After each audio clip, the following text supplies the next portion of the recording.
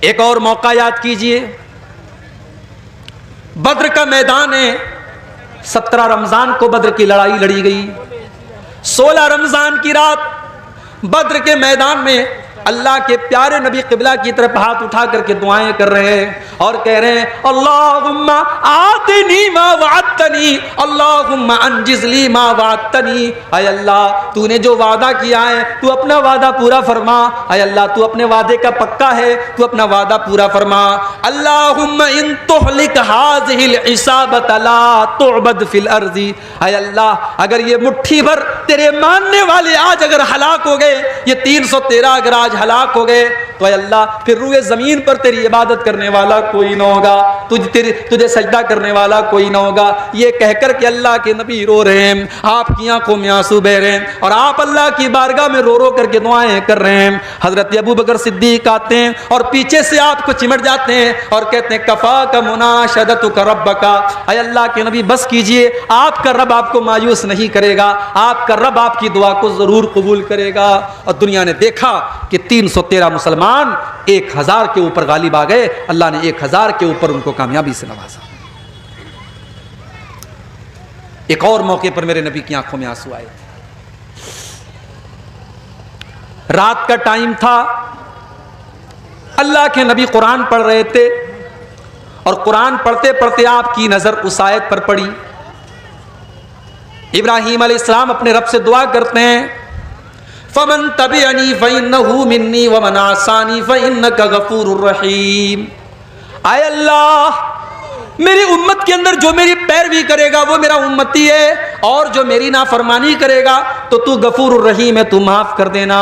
اس کے بعد اللہ کے نبی نے عیسیٰ علیہ السلام کی دعا پڑھی ان تعذبہم فإنہم عبادک وإن تغفر لہم فإنک انت العزیز الحکیم، اے اللہ اگر تو ان کو عذاب دے دے گا تو یہ تو تیرے بندے ہیں، اور اگر تو معاف کر دے گا تو تو طاقت والا ہے، تو حکمت والا ہے۔ اللہ کے پیارے نبی نے سوچا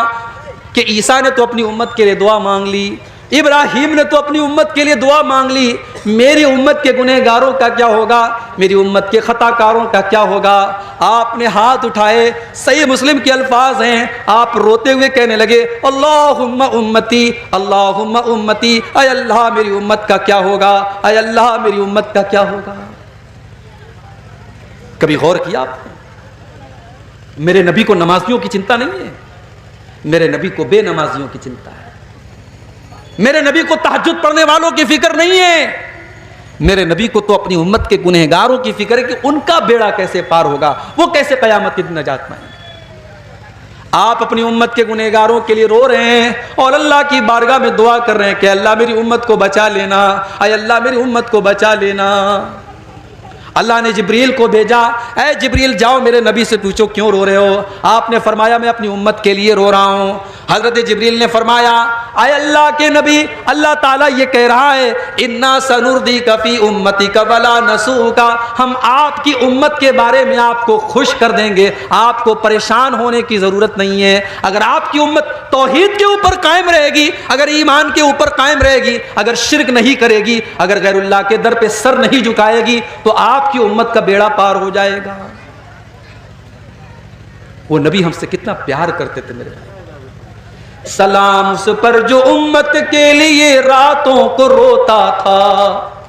سلام اس پر جو فرش خاک پر جاڑے میں سوتا تھا،